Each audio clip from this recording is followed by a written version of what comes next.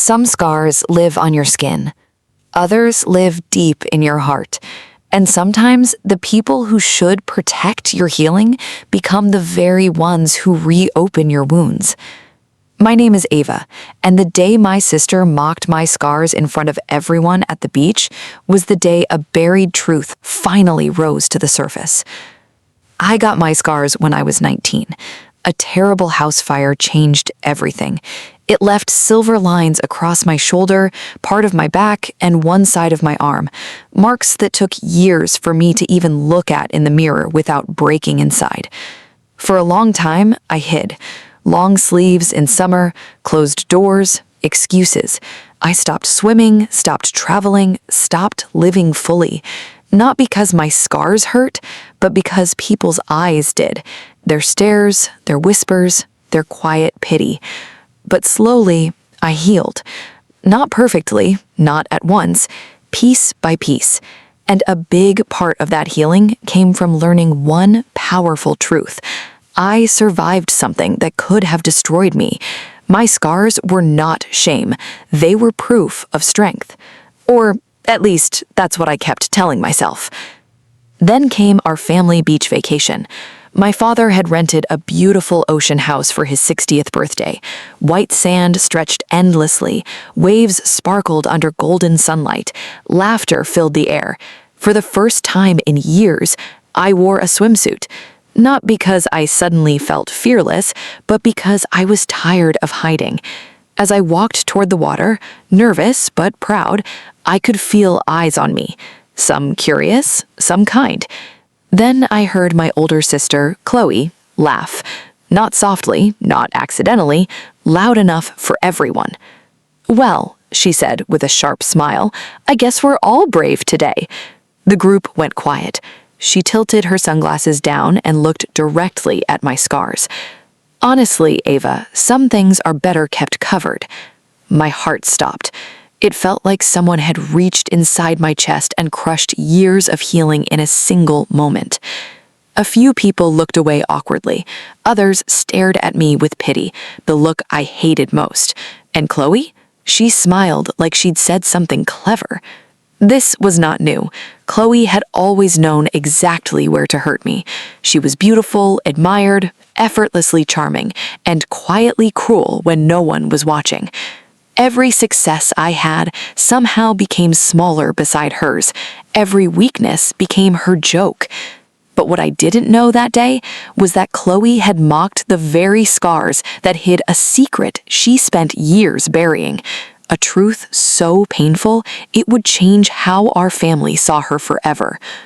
Until everything changed. I left the beach shaking, not from anger, from heartbreak. I locked myself in the bathroom and stared at my reflection, at those silver lines I had fought so hard to accept. Suddenly, I felt 19 again, broken, ashamed, small. Then there was a knock at the door. It was my father. His voice was soft. "Ava, please open the door." When I did, his eyes were full of sadness, not for what Chloe said, but for something deeper, something heavier. He sat beside me quietly. Then he whispered words that made my world stop. "There's something I should have told you years ago." My chest tightened. He looked down at his trembling hands. "The fire wasn't an accident." Silence filled the room. I stared at him. "What?" His voice cracked. "The night of the fire, you went back inside because you thought our dog was trapped. You nearly lost your life trying to save him." I remembered that.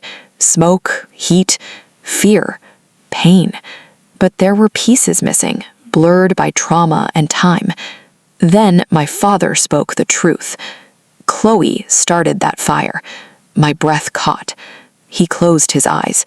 She had been sneaking around with friends, drinking, smoking, in secret. That night, she accidentally left candles burning in her room. Curtains caught fire. My whole body went cold. "No." "She panicked," he whispered, "and she ran. She never warned anyone." Tears filled my eyes. I was the one who ran toward danger, while she ran away. My scars existed because of her choices, and for years, she mocked them, not because she hated how they looked, because every scar reminded her of what she did. Her cruelty wasn't confidence, it was guilt wearing arrogance. I felt shattered. Then something stronger rose beneath the pain. Clarity. All those years I blamed myself for feeling weak while carrying wounds born from someone else's silence. And Chloe, she had let me live in shame just so she could protect her perfect image. My father wept softly. "I've carried a burden for too long," he said quietly. The table fell silent. He turned toward me. "My daughter Ava is the bravest person I know. Those scars she carries are not marks of weakness. They are marks of sacrifice because she survived a fire while trying to save life." Tears filled my eyes. Then his voice hardened with truth. "And that fire began because of someone else's careless choices." Chloe's face changed instantly. Pale, frozen, fear replaced confidence. My father looked at her. "It's time you stop hiding." Silence crashed over the table. No dramatic shouting, no cruel revenge, just truth, clear and impossible to escape. Chloe broke down crying. Years of buried guilt poured out. "I was scared," she whispered. "I ran, and every time I looked at Ava's scars, I hated myself." Family members sat in stunned silence. Then I spoke, calmly, steadily. "You didn't just leave me with scars, Chloe. You left me carrying shame that belonged to you." Her tears fell harder. But strangely, I felt peace. Because revenge was never humiliating her. It was reclaiming myself. It was standing in the open with my scars visible and feeling no shame at all. The next morning, I walked alone to the beach. Sunlight kissed the ocean. Wind touched my skin. For the first time, I didn't cover my scars. I let them breathe. I let myself breathe. Months later, Chloe entered therapy and quietly stepped away from the spotlight she once chased. She began rebuilding herself, not through image, but honesty. And me?